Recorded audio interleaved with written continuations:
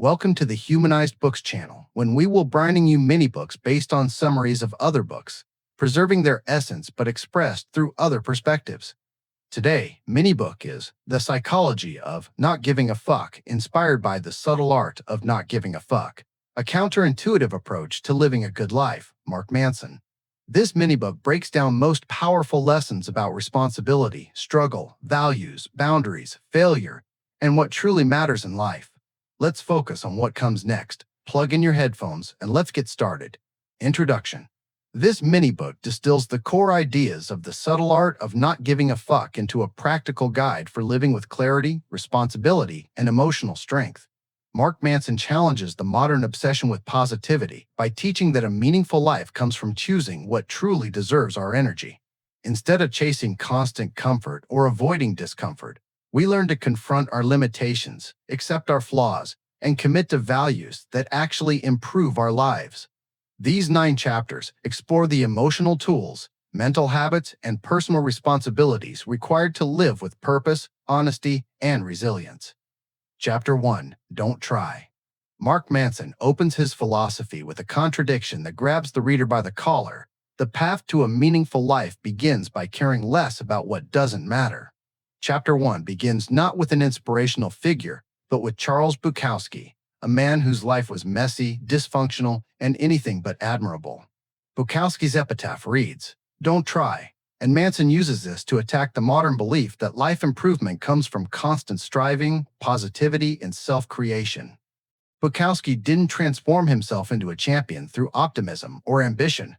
His success grew because he embraced his imperfections rather than denying them.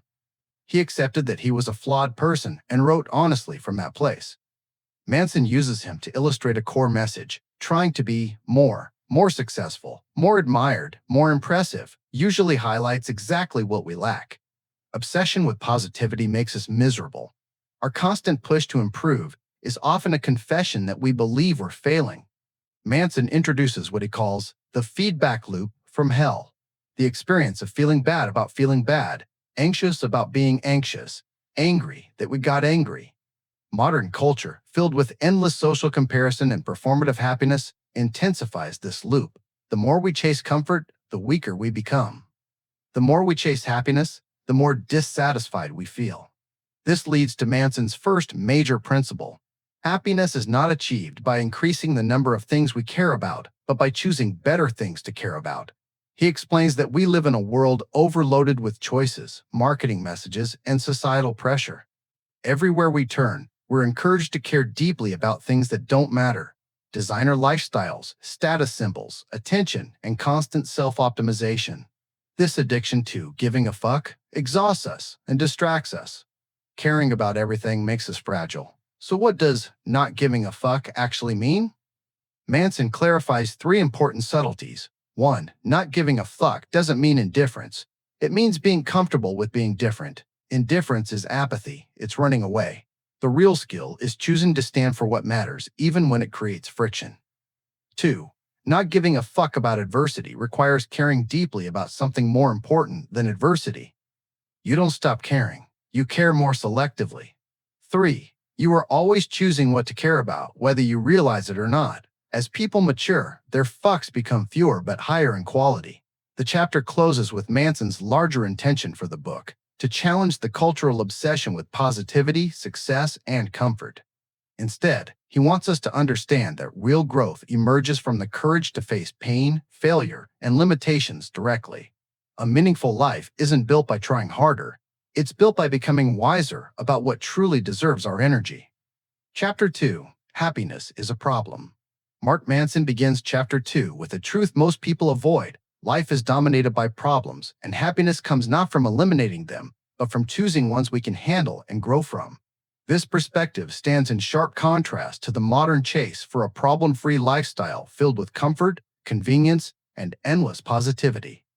According to Manson, that chase is exactly why so many people feel lost. He draws inspiration from the Buddha's first noble truth: life is suffering.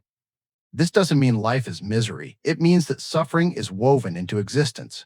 Rather than denying it or drowning in it, the wise learn to work with it.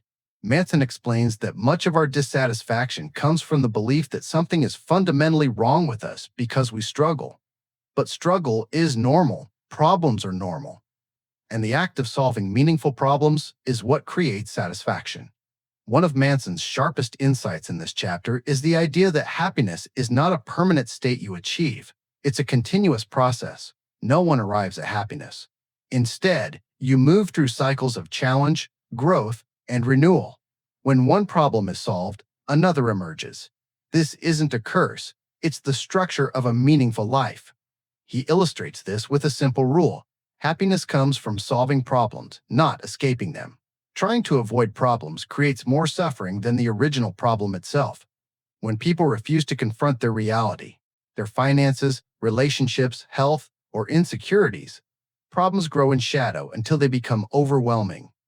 Manson emphasizes that we are often not unhappy because our lives are uniquely difficult, but because we expect them not to be. A key distinction Manson makes is between good problems and bad problems. Good problems are challenges we willingly embrace, improving a relationship, mastering a skill, pursuing a purpose. Even when they're hard, the struggle feels meaningful. Bad problems are ones we did not choose and do not value, like living up to unrealistic expectations, pleasing everyone, or chasing external validation. The path to a better life isn't about avoiding difficulty. It's about choosing better difficulties. Manson also tackles a modern cultural trap, the belief that you are entitled to a happy and extraordinary life. He dismantles this myth by arguing that entitlement creates fragility. People who believe they deserve constant positivity often crumble the moment adversity appears. Worse, they misinterpret normal discomfort as failure. He writes that we all like to think we're special, special in our suffering or special in our greatness. But this belief isolates us. When we assume our struggles are unique, we avoid responsibility. When we assume our greatness is guaranteed, we avoid effort. Another central concept is the self-improvement hamster wheel. People believe they can think, buy, or affirm their way into eternal happiness. But this mindset keeps them dissatisfied, because wanting self-improvement means focusing on what you lack. Manson argues that accepting your flaws and embracing your limitations often produces more peace than chasing perfection. Self-improvement becomes easier once you accept that you are not broken for having problems. You are human, and humans grow through tension, not through endless comfort. To anchor the chapter, Manson introduces the backwards law. The more you pursue feeling good all the time, the less satisfied you become. And paradoxically, accepting the presence of pain makes the small joys of life more vivid. The message is clear. Happiness is not earned by eliminating problems, but by engaging with ones that matter. If you choose meaningful problems, ones aligned with your values, you also choose a meaningful life. Chapter 3. You are not special. Mark Manson opens this chapter by attacking one of the most persistent ideas in modern culture, the belief that every person is extraordinary, destined for greatness, and inherently deserving of special treatment. This seemingly positive message has deeply negative consequences. It creates fragile egos, unrealistic expectations, and a refusal to confront one's own limitations. Manson argues that the widespread belief in personal exceptionalism grew out of an era of well-intentioned self-esteem movements. Schools, parents, and media encouraged children to believe they were special simply for existing. But when people are told early in life that they are extraordinary, they grow up expecting that success should naturally come to them, and this sets them up for disappointment. The real world does not reward existence. It rewards contribution, resilience, and responsibility. The chapter explains that the desire to feel special is often a mask for insecurity. People who insist on being exceptional usually fear that they are ordinary. As Manson puts it, caring too much about feeling unique often reveals that someone is terrified of being average. This fear leads to two unhealthy patterns. 1. Claiming exceptional success without earning it. People chase shortcuts, instant fame, extreme opinions, or superficial achievements, hoping to prove their specialness. They want the reward without the struggle. 2. Claiming exceptional suffering. Others insist their pain is more intense or meaningful than anyone else's. This form of entitlement prevents growth because it frames problems as unfair rather than solvable. In both cases, the individual avoids responsibility. Exceptionalism, whether in success or suffering, becomes a shield against confronting normal human limitations. Manson introduces a liberating truth. Accepting that you are ordinary can make your life better. This is not an insult, it's a release. When you stop believing the world owes you recognition or comfort, you stop feeling disappointed by reality. You start making choices based on what is meaningful rather than what will make you appear impressive. He warns that believing you are extraordinary creates a dangerous cognitive loop.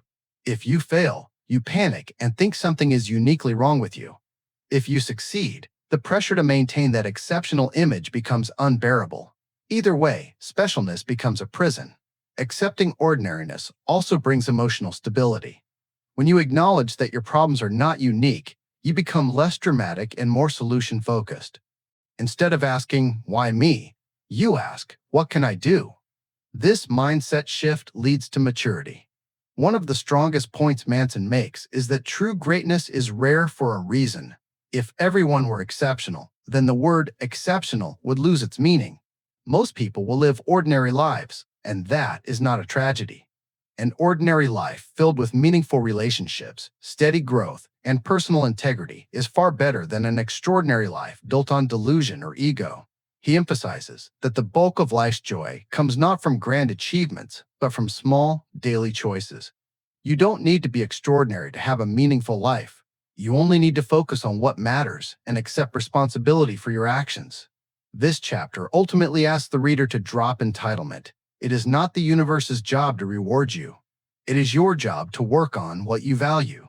Ironically, when you stop demanding to be special, you free yourself to pursue real improvement, the kind rooted in effort, not fantasy. Chapter 4. The Value of Suffering. Mark Manson begins this chapter with a sharp truth many people avoid. Our lives are defined not by what we enjoy, but by what we are willing to struggle for. Everyone wants happiness, success, great relationships, financial stability, and a life filled with comfort. But few people stop to ask the essential counter-question: what pain am I willing to endure to get these things? This shift in perspective becomes the foundation of meaningful living. Manson argues that our values determine our problems, and our problems determine our quality of life. If your values are superficial, your problems become superficial too. If your values are strong and grounded, your life gains resilience and depth. He explains that you cannot avoid suffering, but you can choose suffering with a purpose.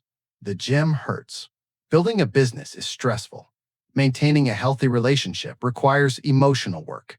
Learning a skill demands frustration and repeated failure. Growth always involves discomfort, and avoiding that discomfort leads to stagnation.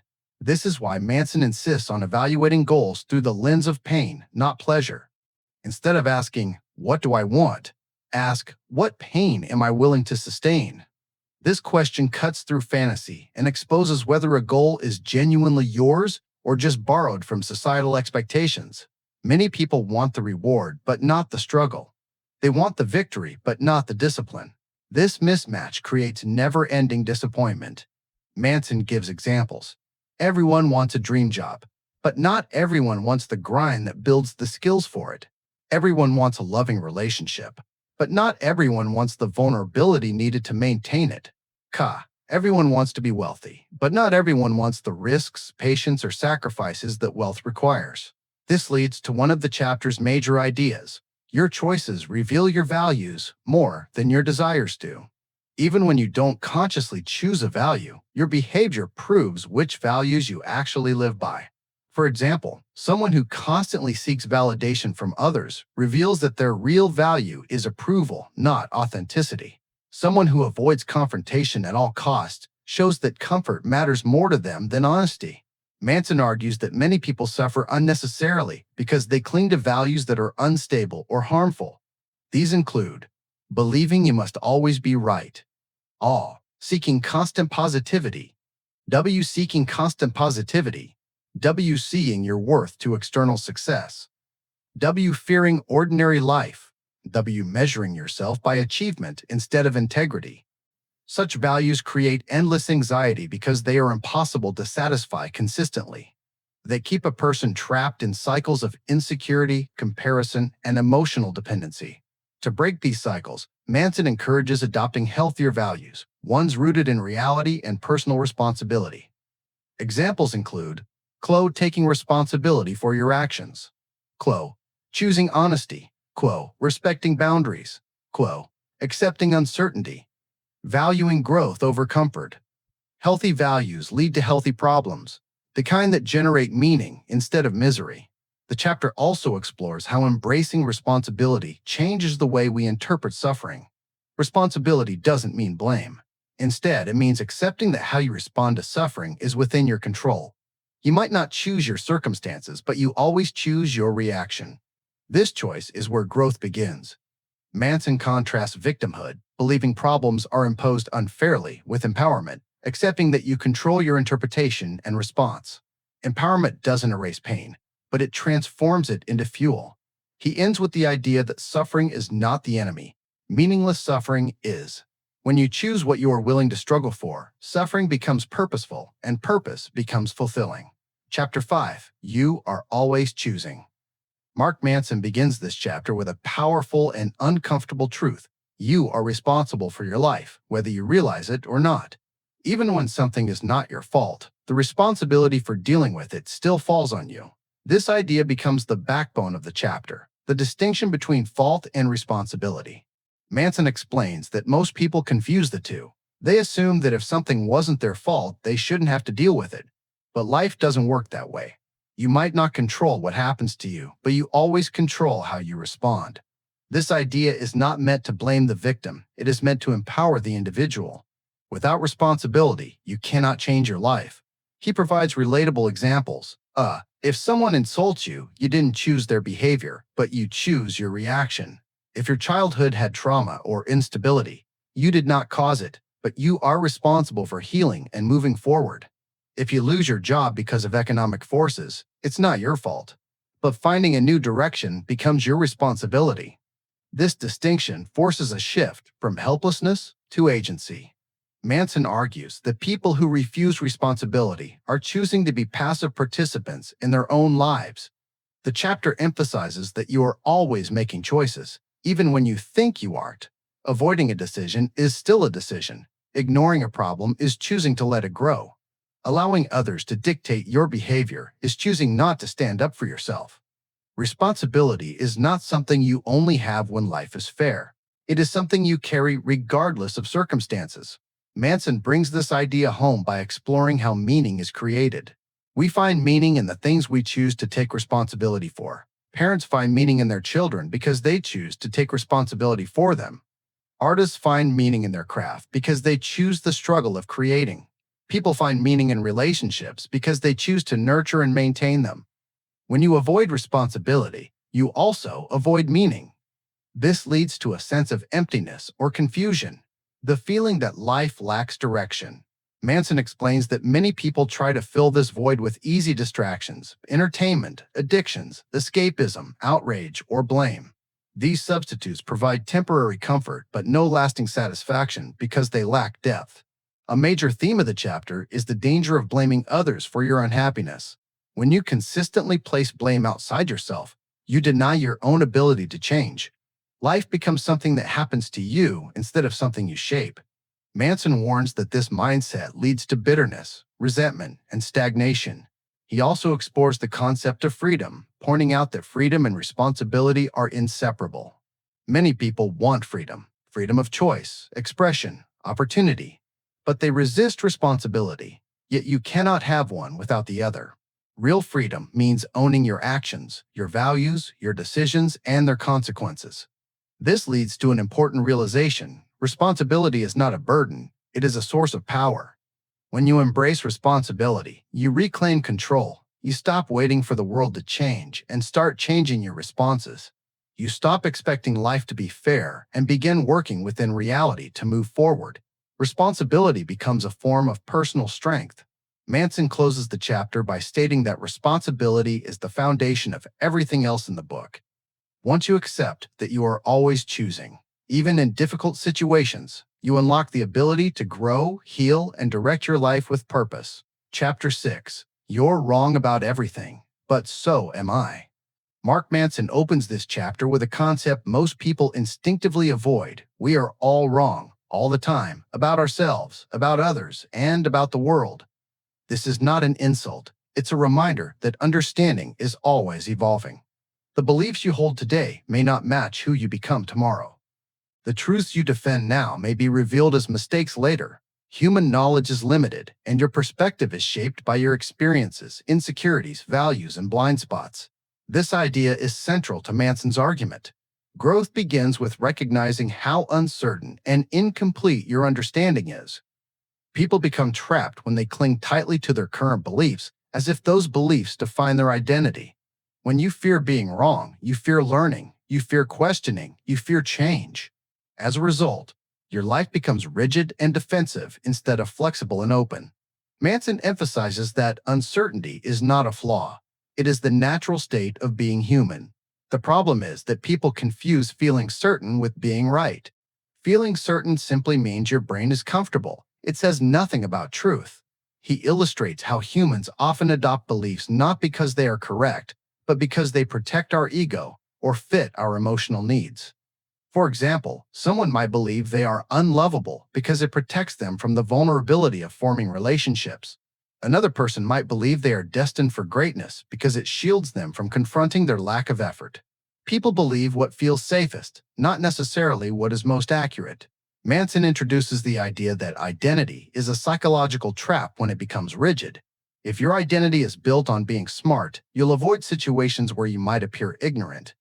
If it's built on being tough, you'll reject moments of vulnerability. If it's built on being right, you'll fight every opposing viewpoint as a threat. The more tightly you cling to an identity, the more fragile you become. Because the real world constantly challenges your identity, you end up in conflict with reality itself. He proposes a healthier mindset. Treat your beliefs as temporary tools, not permanent truths. You use them for now, based on the best understanding you have, but you stay open to correcting them. This makes learning continuous and reduces the emotional cost of being wrong. You stop seeing mistakes as failures and start seeing them as stepping stones. This shift also builds humility. Humility is not about lowering yourself. It's about recognizing that you don't have all the answers and probably never will. Humility opens the door to curiosity, empathy, and growth. Arrogance closes that door and locks it. Manson uses examples from science to illustrate that progress comes from questioning assumptions. Scientists don't seek truth by proving themselves right. They seek truth by trying to prove themselves wrong. Improvement comes from uncertainty, not certainty. The same principle applies in personal life. Your biggest breakthroughs will come from re-examining your assumptions about yourself, your relationships, your values, and your fears. A critical idea in this chapter is that certainty is often an emotional comfort, not a rational conclusion. People cling to rigid beliefs to avoid discomfort, but discomfort is necessary for growth. When you allow yourself to be uncertain, you allow yourself to evolve. Manson closes the chapter by encouraging a mindset of constant questioning. What if I'm wrong? This question is not an attack on your identity, it's a doorway to understanding. When you accept that you're wrong about many things, you free yourself to explore life with more honesty, flexibility, and courage. Chapter 7. Failure is the way forward. Mark Manson begins this chapter with a counterintuitive idea. At the heart of his philosophy, improvement and success come from embracing failure, not avoiding it. Failure isn't the opposite of progress. It is the mechanism through which progress happens. Every meaningful achievement, personal, emotional, professional, rests on a foundation of repeated mistakes, uncomfortable lessons, and the willingness to try again. He highlights that modern culture celebrates success but quietly hides the thousands of failures underneath it. When we admire someone's accomplishment, we rarely see the rejections, broken attempts, false starts, and self-doubt that shape the journey. This selective vision distorts our expectations. We start believing success should be clean and predictable, when in reality, it is messy and uncertain. Manson argues that the belief, "I must avoid failure at all costs," is one of the most destructive cultural messages. People fear failure because they believe it reflects their worth. But failure says nothing about your worth. It only says something about your method, your direction, or your readiness. Failure is not personal, it's information. He explains that avoiding failure creates stagnation. When people fear making mistakes, They stop trying new things. They choose comfort over growth. They stay in jobs they dislike, relationships that don't help them grow, and routines that slowly drain their potential. Failure, ironically, becomes more likely the longer you hide from it. One of the strongest points Manson makes is that action leads to motivation, not the other way around. People often wait to feel inspired before they start pursuing a goal, but inspiration rarely appears on command.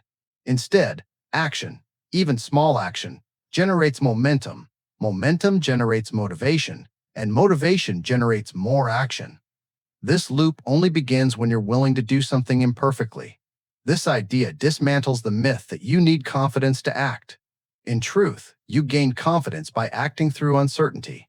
Every small step demonstrates that failure is survivable, and this builds trust in your ability to handle life. Manson reinforces the idea with examples of people whose successes were built on failures rather than inspiration.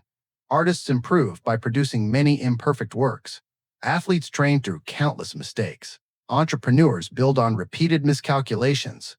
Progress demands consistent small failures, not a single perfect moment. Another essential idea in this chapter is that failure clarifies your priorities. When something matters enough to endure failure for it, you discover what truly deserves your energy. If you abandon a pursuit after one setback, it may not have been aligned with your values. But if you persist despite difficulty, the struggle reveals meaning. Manson introduces the concept of rejection as direction. When life rejects something you attempt, whether a job application, a relationship, or a creative project, it redirects you.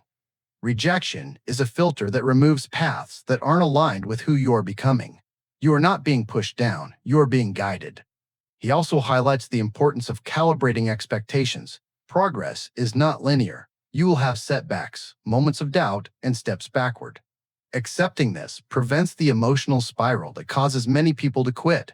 Instead of expecting perfection, expect friction. This normalizes struggle and transforms it into resilience.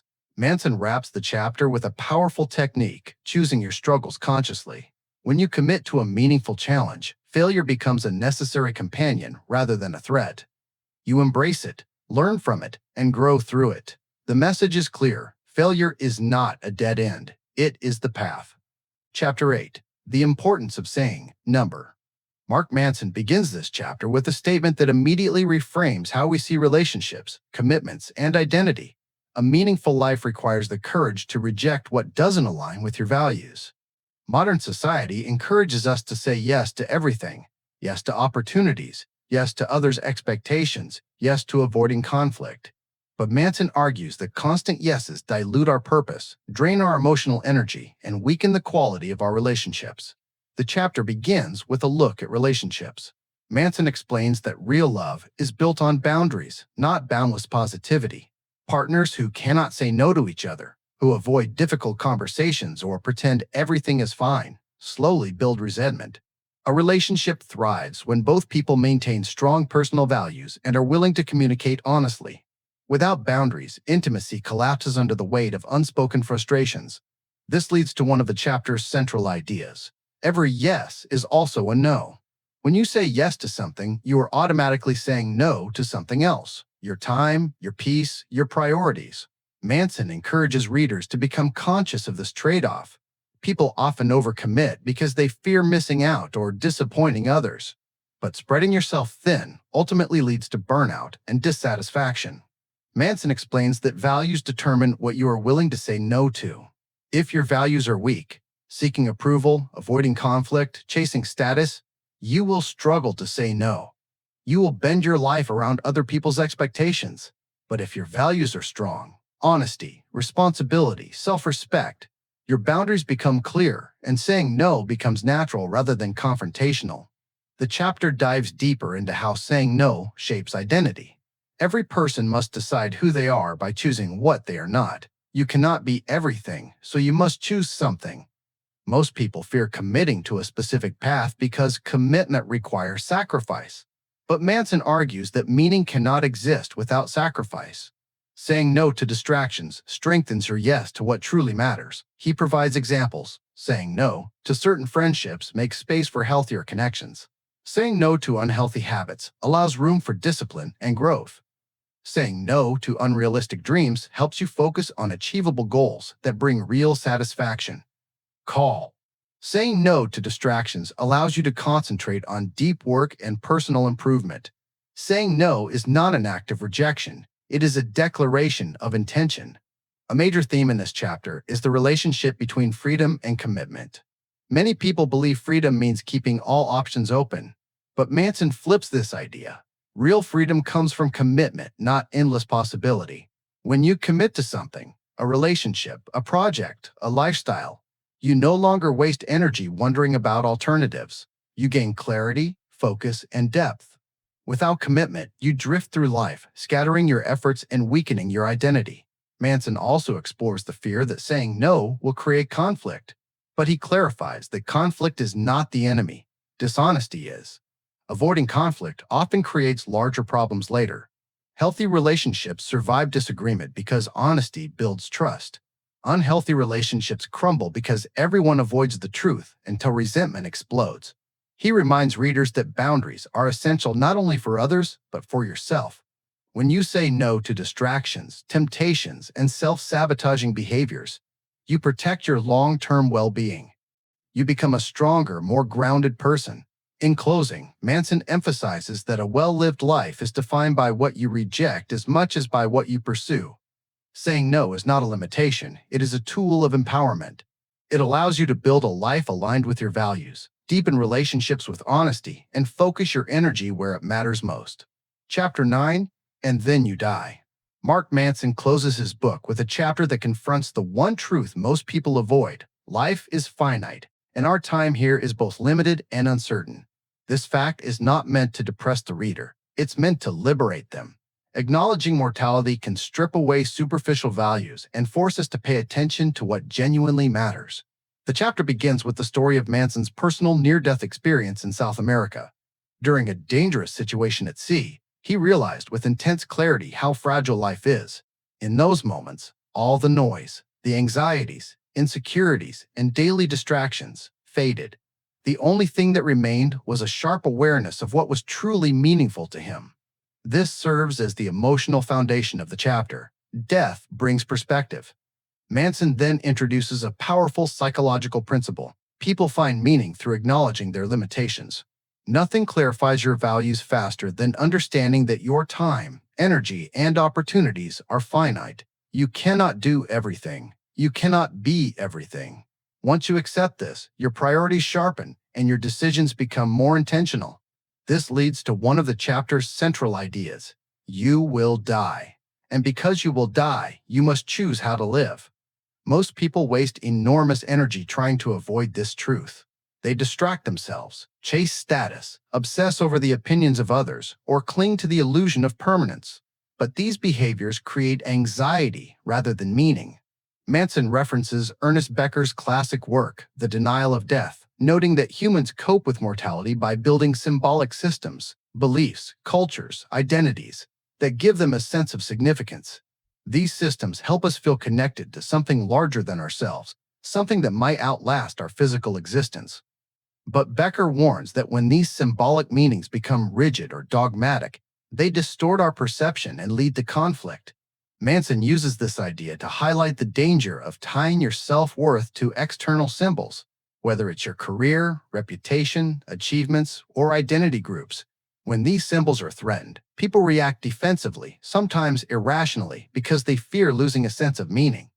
The healthier alternative is to create meaning through ongoing contribution, personal growth, honest relationships, and the courage to face life's uncertainties. He also explains that death gives urgency to our choices. Knowing that time is limited pushes you to stop postponing important decisions. Telling someone you love them, starting a meaningful project, ending a harmful habit, or pursuing a direction that aligns with your values. When people ignore mortality, they drift. When they face it, they step into purpose. Another key point in this chapter is that accepting death reduces fear. Fear thrives when we treat life as if it should be long, predictable, and safe. But when we accept that uncertainty is built into existence, fear loses much of its power. You become more willing to take risks, speak honestly, and live authentically. Manson closes with a deeply human message. Your legacy isn't what you accumulate, it's the influence you have on others and the values you live by. You will be remembered for how you treated people, how you responded to adversity, how you loved, and what you contributed to the world around you. Death is not an ending to fear, but a lens that brings life into focus. When you live with the awareness of your own impermanence, you stop clinging to trivial concerns. You start giving your energy only to what is real. And in this clarity, you find freedom, purpose, and the courage to live fully. Conclusion. Mark Manson's message is simple but transformative. You cannot control everything in life, but you can control what you care about, how you respond, and the values you choose to live by. Real happiness comes not from avoiding pain, but from choosing meaningful struggles. Real growth comes not from perfection, but from courage, humility, and responsibility. When you stop giving your energy to things that don't matter, you create space for what does. This mini-book invites you to live with clearer priorities, stronger boundaries, and a deeper understanding of yourself, so you can face life with honesty and purpose. Thank you for listening. I hope you enjoy our summary, based on inspiration to do something great in our life. I look forward to see you in next mini-books. Don't forget to subscribe and like. This helps us reach more people, and comments are always welcome. All the best.